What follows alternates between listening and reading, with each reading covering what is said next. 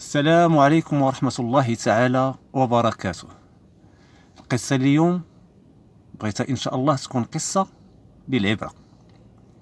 هادو واحد جوج أصدقاء قرروا أنهم يمشيو للبار بمدينة المحمدية. بالفعل مشاو المحمدية، دخلوا البار، تقريبا دخلوا مع 10 ديال الليل، سكروا مزيان وخرجوا على الساعة 2 صباحا.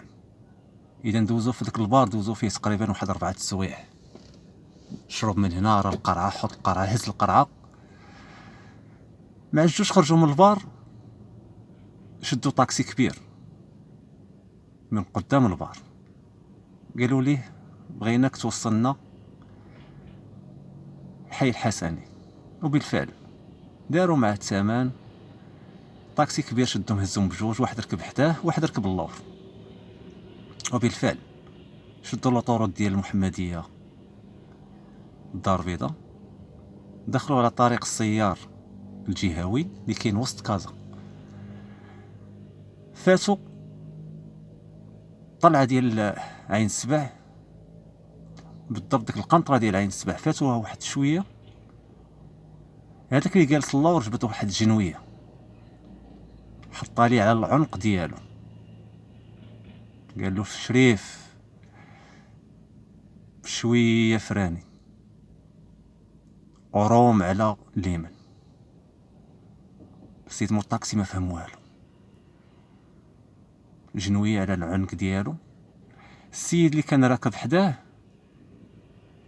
بدا يقلب في جيبو، دا ليه بورطابل، دا ليه الروسيده تقريبا واحد 11500 ريال، ضربها في جيبو. هذاك اللي جبد الجنوي وجرحو في العنق ديالو، ضرب من هنا ضرب من هنا. السيد الشيفور بدا يقاوم. هذاك اللي يركب حداه جبد جنويه اخرى ويخشي عليه في الكرش ديالو. الضربه الاولى والضربه الثانيه في القلب ديالو، ما كايناش تقريبا واحد 30 ثانيه. الشيفور الله يرحمه خرجوا بجوج كيجريو بالبورطابل ديالهم، بالروسيطه اللي هزو، طلعوا من الطلعه ديال القنطره، هربوا. جات تحريات الامن الوطني، جات التحريات تما، هزو الشيفور الله يرحمه مسكين، داوه السبيطار للتشريح، دفنوا السيد.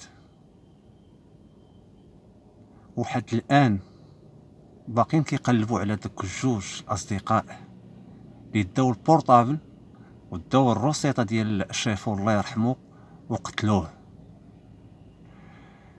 حد الان باقا التحريات كيقلبوا عليهم كيفاش وعلاش قتلوا هاد الشيفور.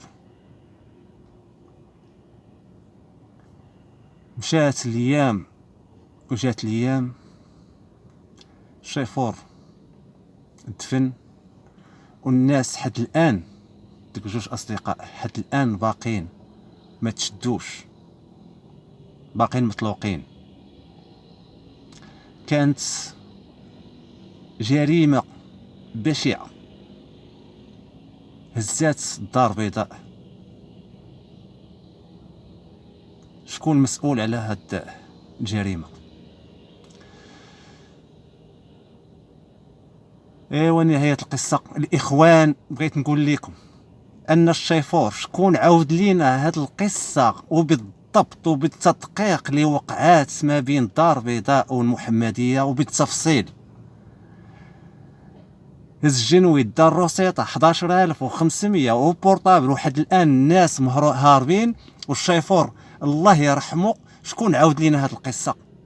مع العلم اننا تيقناها. قصه بغيتها تكون عبره، انك ما تديش على الهضره ديال الناس اللي كتوصلك الا ما شفتيش بعينك.